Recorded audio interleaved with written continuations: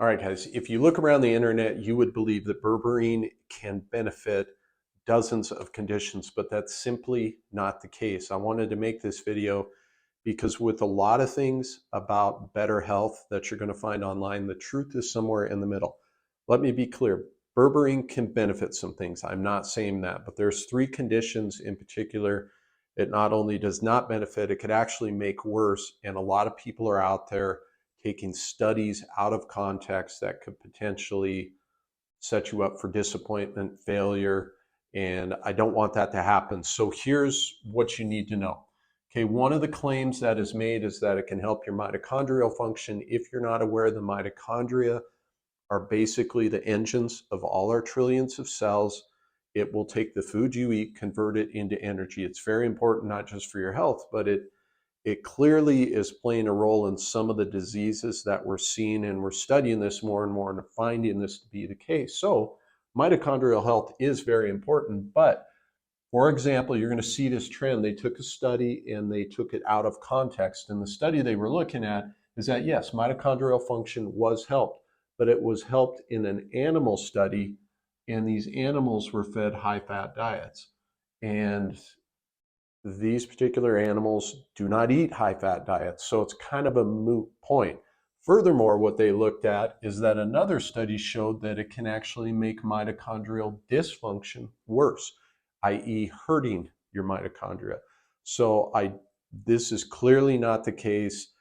There's not good evidence that it can support your mitochondrial function. Now, let's talk about vitamin D conversion. It said that berberine can help you convert vitamin D to its active form. Again, there was one study done in rabbits, again, fed a high-fat diet like a keto diet. Rabbits not going to eat a keto diet, okay? So that's one problem. They did find that their blood lipids in this high-fat group of rabbits given berberine, their blood lipids did go down, and they weren't even sure, they felt that it might be attributed to berberine somehow helping the vitamin D receptor, not helping its conversion, but helping the receptor. But they also pointed out that it could be related to this INSIG2 gene.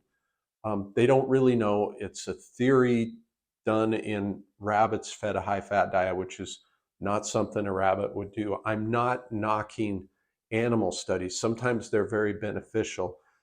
But again, this is something that's taken completely out of context, and people will hear this and go, well, if I want more vitamin D, I have to take berberine, and that's just not the case, okay? Final one is Alzheimer's disease. This is very much unproven, very much mixed results, and here's what I mean. One study, and by the way, I'm going to include a link to the studies here, so if you want to go check those out, you can, that berberine was neuroprotective, and they felt that was due to possibly, stopping the beta amyloid plaques. Now, if you know anything about Alzheimer's, over the last couple decades, beta amyloid has been the thing that we've looked at for drug development and halting the disease and helping people. But we now know over the last year or two that that early research done on beta amyloid plaques was essentially doctored. And that explains part of the reason why all this focus on beta amyloid plaques hasn't really progressed our understanding of Alzheimer's. The drugs that are targeting beta amyloid plaques haven't been as successful as we were hoping. And part of it is because of that early research. So the fact that they think it might help beta amyloid plaques does nothing for me. And other studies have shown berberine can actually accelerate brain death. Again, I'm going to include links to the studies. Go check them out if you'd like. The last thing I need you to think about is a couple of considerations. All right, it's great that we have studies, but you have to look at, we're looking at rabbits fed a high-fat diet. It's completely nonsensical, and it's just not helpful. But the other thing is the dosing they were using. Some of these studies were giving, for example, rabbits or rodents, they were giving them, even on the low dose regimen, they were giving them 3 times the max dose that's recommended for humans based on their body weight. So these are super physiological doses. They're huge doses. It's not something I would ever recommend to anybody. So again, I'm not saying berberine can't be helpful. There are certain things that it benefits. I've done some other videos on it, but do not hang your hat on it being some sort of miracle supplement. It's not. And I pointed out here, in certain conditions, it may even make it worse. So please be careful when you're taking a supplement, and understand that your diet has to be on point. Adding supplements in can be helpful with certain things, but there's no such thing as a cure-all with any supplement. Okay. Let me know in the comments, guys, you want me to cover other topics, or if you see other videos out there that are making these wild claims that you would like me to address.